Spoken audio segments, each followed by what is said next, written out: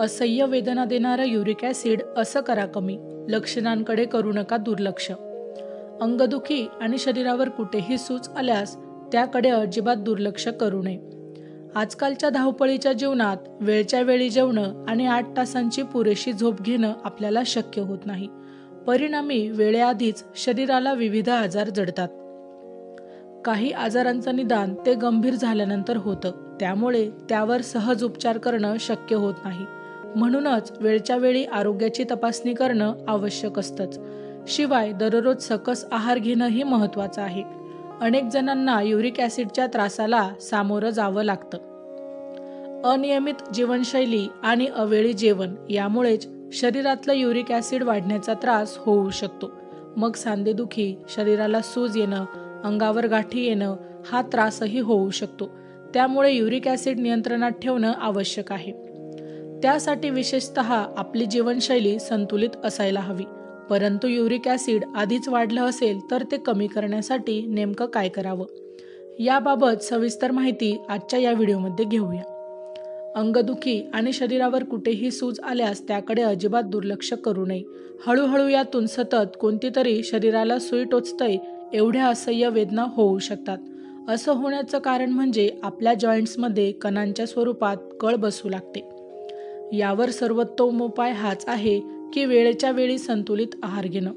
केवळ या उपायानेच uric acid नियंत्रणात राहू शकतं. सर्वात महत्त्वाचं म्हणजे डाळ आणि अंडी यांसारखे हाय प्रोटीन पदार्थ खाऊ नये. डाळी आरोग्यासाठी उत्तम असतात, परंतु काही डाळींमधून युरिक ॲसिड वेगाने मिळतं. परंतु मूग डाळ ही अशी एक डाळ आहे ज्यामध्ये युरिक ॲसिड कमी प्रमाणात मिळतं.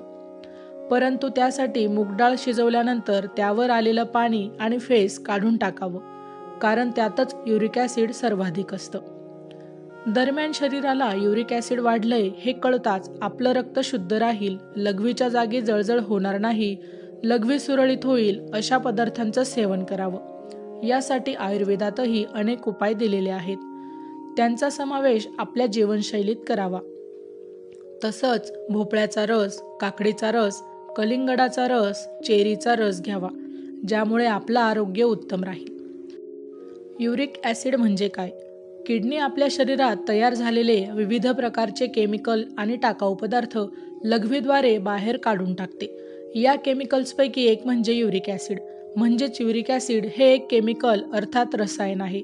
जेव्हा ते शरीरात जास्त होतं तेव्हा मूत्रपिंडाच्या कार्यात बिघाड निर्माण होतो. शिवाय युरिक ॲसिडचे कण तुटून ते शरीराच्या सांध्यांमध्ये जमा होऊ लागतात. जर त्यांचं प्रमाण वाढलं तर ते काढून टाकणं किडनीला कठीण होतं. त्यामुळे याचा सर्वाधिक त्रास लघवीला होतो. शिवाय हाय ब्लड प्रेशर, सांधेदुखी, उठता बसताना त्रास होणं, अंगावर सूज येणं यांसारख्या समस्याही उद्भवू शकतात. सर्वात महत्त्वाचं म्हणजे जर या आजाराकडे दीर्घकाळ दुर्लक्ष केलं तर किडनी निकामी होऊ शकते. माहिती आवडली असेल तर अवश्य शेअर करा.